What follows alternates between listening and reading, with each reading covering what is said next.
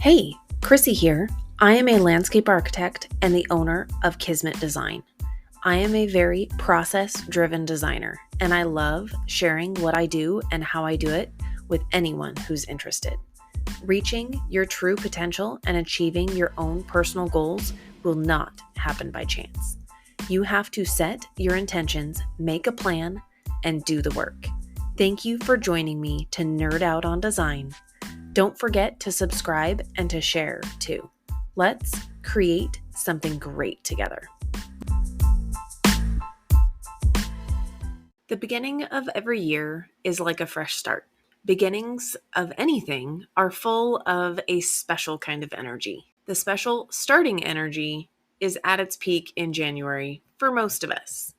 When you are setting intentions and goals, or those infamous New Year's resolutions that never seem to quite happen. You may even feel some of that same energy that you did when you started your design career. New careers or new jobs or new businesses come with that same energy. Often, it's a mix of both nervous and excited energy, which compounds, bringing with it productivity, opportunity that is amazing, and I'm telling you, should not be squandered. I feel that same energy in January every year. I find that with each year, I grow older, time seems to speed up. Those of you with kids especially know what I mean. I find that I am becoming more realistic about what I can actually have time to achieve, although I am still an overcommitment expert because I just want to do all the things. This year, I have numerous goals and intentions for my business and even for this podcast. I will share with you my biggest, scariest goal of them all. It's a goal I have had for many years now, and I'm finally putting in the work and putting intentional time on my calendar to get it done. I am writing a book. That's really scary to say out loud. I've only told a few individuals and one small group that this is happening, but I'm working on it. Work in progress.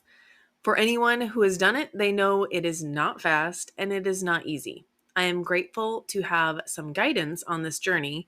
Otherwise, I wouldn't know what to expect and likely would set my milestone goals way too big and end up disappointed in not meeting them. That task is actually what I feel most inspired to talk about today. Once you have been a designer or a business owner for a number of years, you have had some valuable information with which to base your yearly goals and intentions off of.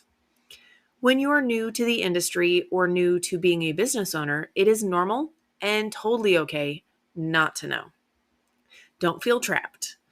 Any goal and any intention you set serves as a marker or a milestone by which to aim yourself, whether it's realistic or not. For me, the first few milestones I set goals for in my business when it started were comically underestimated. I zoomed past the goals in a fraction of the time I gave myself to reach them. And you know what? It gave me a huge boost of motivation.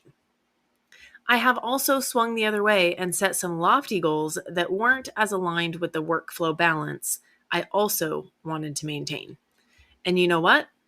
I didn't push to reach those goals as I realized what it would entail. Rather than readjust the goals and set new ones, I just reframed it and kept it as a reminder to balance all of my goals, financial and non-financial, together.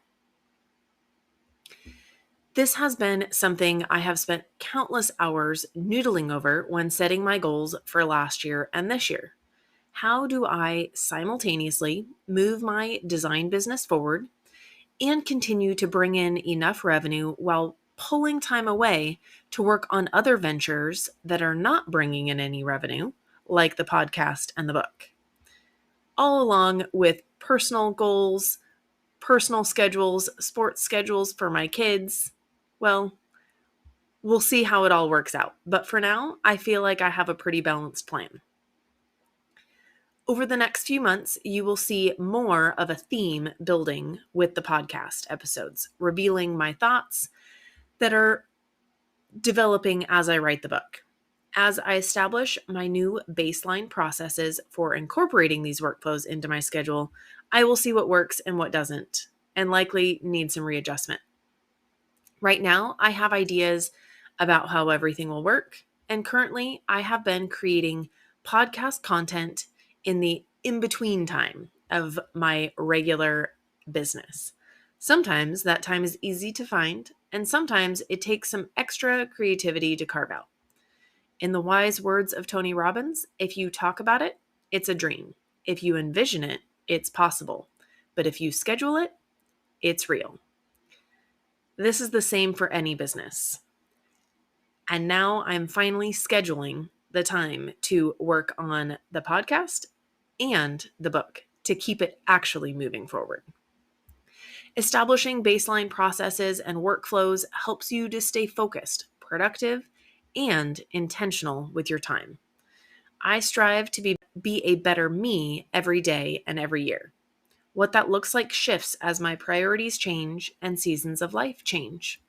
But I can feel good about being intentional and setting visions and goals for myself, knowing the direction that I want to go in long term. Just like the start of a client experience, the organization to which you start your business sets the tone for the remainder of the process. We all know that person, maybe it's you, that famously starts things all the time and then quickly loses interest and starts that new thing without completing the last. It is something that a lot of people struggle with, whether they will admit it publicly or not.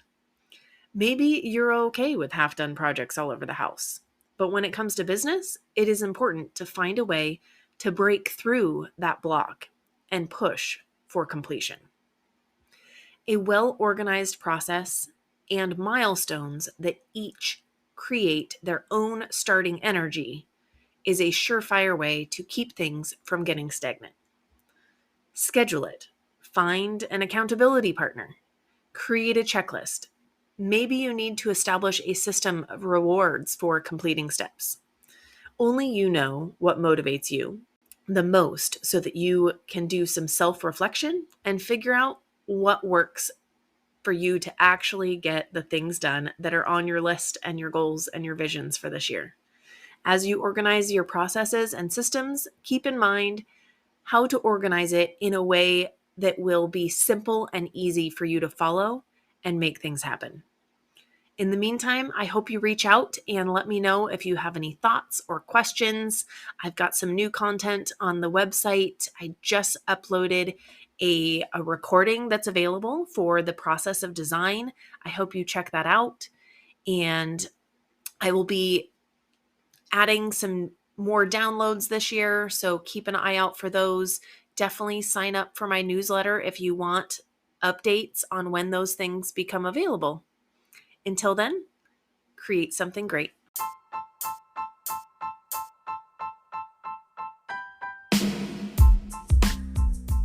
To wrap up, I want to thank you for your time.